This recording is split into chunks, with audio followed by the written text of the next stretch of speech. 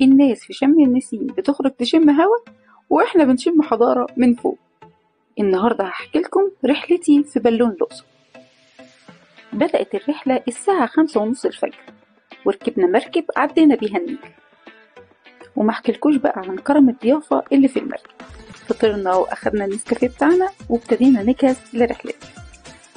وحظي بقى اني كنت المصرية الوحيدة في الجروب، وعشان هما واقفين على تمارين الصباح قعدوا يعملوا حركات رياضية ويسخنوا في الوقت اللي أنا كنت فيه بقول أذكار الصباح، وبعمل فيهم حركتين كده من بتوع المصريين القدماء، ما أنا المصرية الوحيدة بقى.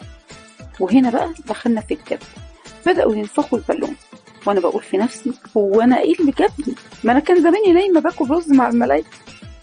وهنا بقى وأنا بظهر الحماس قدام الأجانب اللي يخافوا، ما يعرفوش إن أنا كنت مرعوبة أكتر منهم. الناس فاكرة إن بالون الأقصر ده فسحة، بس الحقيقة إنه اختبار قلب مقنع في شكل مغامرة. حكاية البالون بدأت من التسعينات، لما شوية سياح قالوا إحنا زهقنا بقى من التمشية وسط الآثار، إحنا عايزين نطير فوقيها. ومن ساعتها البالون بقى موضة، بس موضة إيه؟ تخلي ركابها يراجعوا حياتهم قبل الإقلاع. وهنا بقى بدأنا نركب البالون. لسان حالي بيقول ودعوا يا لمبي. وشك على خيرة الله. اللي هو في ايه اللي هيحصل يا لمبي؟ إن لله وإنا إليه راجعون يا أبو صلاح. اللي كمان عايزة أقوله لك دلوقتي إن الأقصر فيها 30 شركة بالون، يعني تقدر تغير البالون أكتر ما بتغير الكافيه اللي بتقعد عليه. وهنا بقى وأنا بقول الشهادة قصدي بشاور على النار اللي خلت ظهري نص سوا. اللي لازم تعرفه كمان إن الأقصر دخلت موسوعة جينيس كواحدة من أفضل أماكن البالون في العالم. يعني أنت مش بس راكب بالون، ده أنت راكب مجد حضاري بيتصور من فوق. وهنا بقى بدأنا نصعد إلى فوق.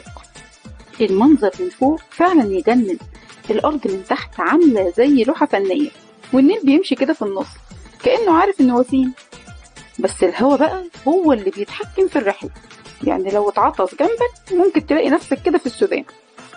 طب بذمتك الخروجة دي ولا خروجة شم النسيم اللي كلها رنجة وفسيخ؟ المنظر من فوق فعلا يستاهل.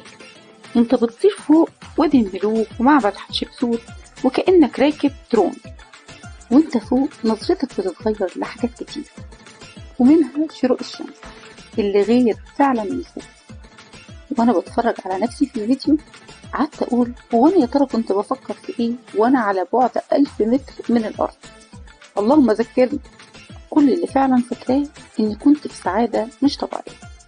اما بقى لحظة النزول من البالون دي لحظة تاريخية. انا نزلت كأني كنت في مهمة في الفضاء ورجعت للارض بعد